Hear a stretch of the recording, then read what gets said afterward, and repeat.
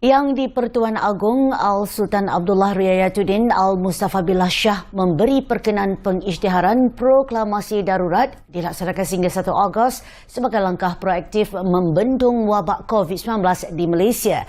Ia merupakan darurat yang ke-9 pernah diisytiharkan dalam sejarah negara ini.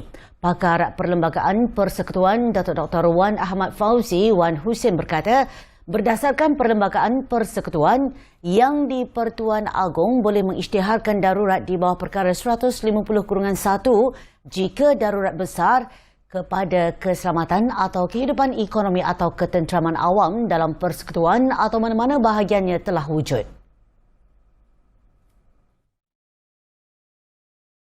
Di bawah perkara 150-2 yang di-Pertuan Agong juga boleh membuat proklamasi darurat sekiranya baginda berpuas hati ancaman darurat besar atas sebab keselamatan negara atau kehidupan ekonomi atau ketenteraman awam hampir berlaku. Sekiranya proklamasi dibuat semasa Majlis Parlimen tidak bersidang serentak, yang di-Pertuan Agong boleh memasyurkan undang-undang yang dinamakan ordinan sekiranya baginda berpuas hati hal atau keadaan tertentu menyebabkan perlu bagi baginda mengambil tindakan serta-merta. Bagaimanapun, kuasa berkenaan tertakluk pada perkara 150-6A iaitu tidak boleh memperluas kuasa Parlimen berkaitan dengan hukum syarak, adat Melayu, adat-adat anak negeri serta tidak bercanggah dengan peruntukan sedia ada agama, warga negara dan bahasa. Berikut adalah kronologi pengisytiharan darurat. Darurat Tanah Melayu 1948 hingga 1960. Darurat Tanah Melayu telah diisytiharkan British di Melaya, Semenanjung Malaysia dari tahun 1948 hingga 1960 bagi menangani pemberontakan oleh Parti Komunis Melaya PKM. Konfrontasi Indonesia-Malaysia 1964. Konfrontasi Indonesia-Malaysia merupakan konflik yang berlaku akibat penentangan Indonesia terhadap pembentukan Malaysia. Perdana Menteri Malaysia pertama Tunku Abdul Rahman Putra Al-Haj telah mengisytiharkan darurat apabila tentera Indonesia menceroboh masuk ke sempadan Malaysia. Sarawak 1966. Kerajaan mengisytiharkan proklamasi darurat di Sarawak pada 14 September 1966 susulan krisis politik melibatkan Kerajaan Persekutuan dan Ketua Menteri Sarawak pertama Tan Sri Stephen Kalong Ningkan. Rusuhan kaum 13 Mei 1969. Peristiwa 13 Mei merupakan insiden rusuhan kaum pada tahun 1969 susulan pilihan raya umum Malaysia pada tahun itu. Parlimen telah digantung dan Majlis Gerakan Negara Mageran ditubuhkan untuk mengembalikan keamanan dan kestabilan di dalam negara. Kelantan 1977.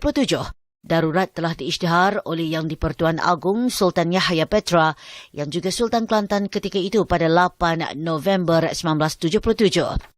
Pengisytiharan itu dibuat susulan krisis politik yang melibatkan Menteri Besar Kelantan, Datuk Muhammad Nasir. Jerbu 1997, 2005, 2013.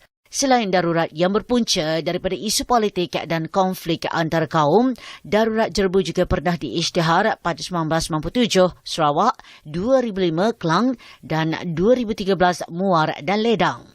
Darurat Parlimen Batu Sapi 2020 yang di-Pertuan Agong Al-Sultan Abdullah Riayatuddin Al-Mustafa Billah Shah mengisytiharkan darurat di Parlimen Batu Sapi pada 18 November 2020. Pengisytiharan itu sekaligus membatalkan pilihan raya kecil PRK Parlimen Batu Sapi bagi mengekang dan menghalang berlakunya gelombang keempat penularan pandemik COVID-19. Darurat Parlimen Greek dan Dun Bugaya 2020. Yang di-Pertuan Agong Al-Sultan Abdullah Riayatuddin Al-Mustafa Billah Shah berkenan mengisytiharkan proklamasi darurat di Parlimen Greek, Perak dan Dewan Undangan Negeri Dun Bugaya Sabah pada 16 Disember 2020. Ia sekaligus membatalkan dan menangguhkan pilihan raya kecil PRK 2 kerusi berkenaan yang dijadualkan serentak pada 16 Januari 2021. Pengisytiharan proklamasi darurat 2021. Yang di-Pertuan Agong Al-Sultan Abdullah Riayatuddin Al-Mustafa Billah Shah hari ini memberi perkenan pengisytiharan proklamasi darurat dilaksanakan sehingga 1 Ogos sebagai langkah proaktif membendung wabak COVID-19 di Malaysia.